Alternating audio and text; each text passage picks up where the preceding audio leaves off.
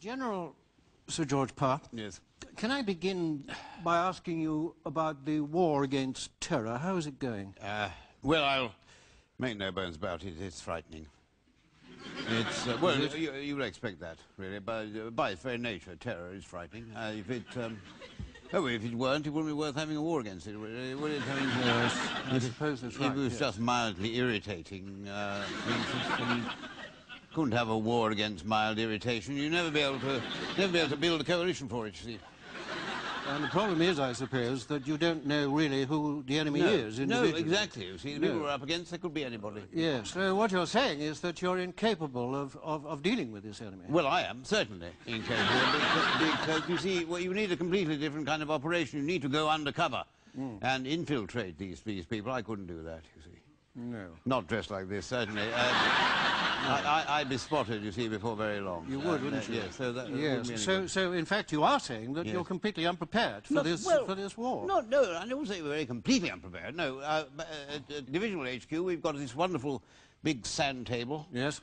With hundreds of dinky toys. But you see, none of that's any good if the enemy turns out to be some spotty youth sitting next to you on the tube trying to set fire to his shoe. The Tornado is a very impressive machine, but it won't go down the Bakerloo line. No, I can see that. So, what is the answer? Iraq. You mean you're going to persuade Iraq to fight terrorism for you? No, we're going to have a war with Iraq. Oh, I see. And when I say a war, we're going to be a proper war. And we're looking forward to this war tremendously. Are you? Tremendously, yes. Good. Yes. We're very confident. We're very confident, because what will tip the balance, you see, is we have got, in the British Army, have got quite a number of very advanced new weapon systems coming on stream. Really? Yes, very technologically advanced. Yes. Such as? Well, I'll give you an example. We've got the Trigat anti-tank weapon. Well, I say we've got it. We should have had it in 1996. But it actually won't be ready until 2005. That's rather a long way off, isn't it? Yeah, well, yes, but it will be obsolete by then.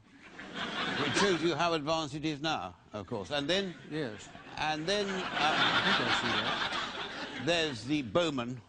The Bowman, what's that? Bowman is a complete tactical communication system, which is going to replace the old tactical communication system, which didn't work, the Klansman, that was called. Yes. Well, won't there be some problems, you know, adjusting to a completely new communication system? I don't think there'll be that many problems. It'll be quite easy to adjust to, because this one doesn't work either. This is a rather frightening catalogue of delays, isn't it? Well, not everything has been delayed. Really? No. We've got one very important weapon, the A400 heavy transport aeroplane, which is absolutely essential. Which is absolutely essential for transporting troops and heavy weapons to the battlefield. And that's on schedule, is it? Well, put it this way. It's not delayed as such, because it doesn't exist. No. This is a joint European project, which we've been discussing for 15 years, but we've never managed to actually persuade all the nations to commit to making it. So you've been discussing this for 15 years, yes. and you've got nothing to show for it? Oh, no, I wouldn't say we've got nothing to show for it. At one point, we built a life-size balsa wood model of it, which was very impressive, provided you were careful not to lean against it. But if you can't actually transport your troops to a theatre of war, isn't that a bit of a problem? Well, not really. We don't like sending ground troops to where there's any fighting, because it's very dangerous, of course.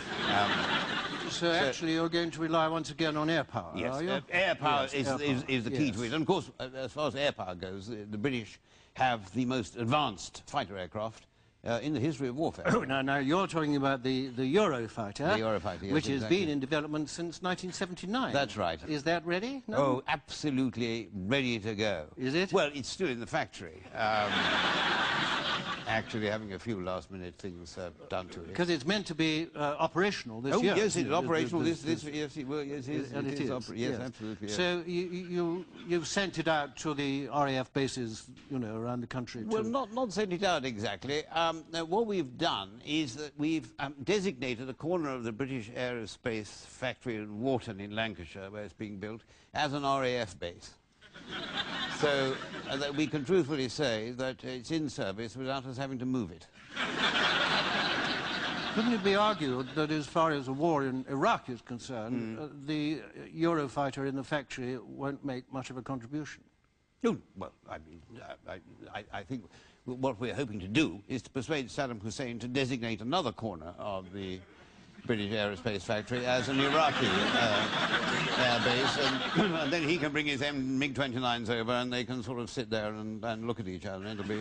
Well, with all these delays and you know, the amount of money spent and nothing seems to work, I mean, how effectively can Britain make a contribution to this war that is going to take place? We can make a very, very significant contribution, I think. What's that? Well, it'll be rather like Afghanistan. The Americans will bomb it to rubble, and then John Simpson will liberate it. General, thank you very much indeed. Very good pleasure.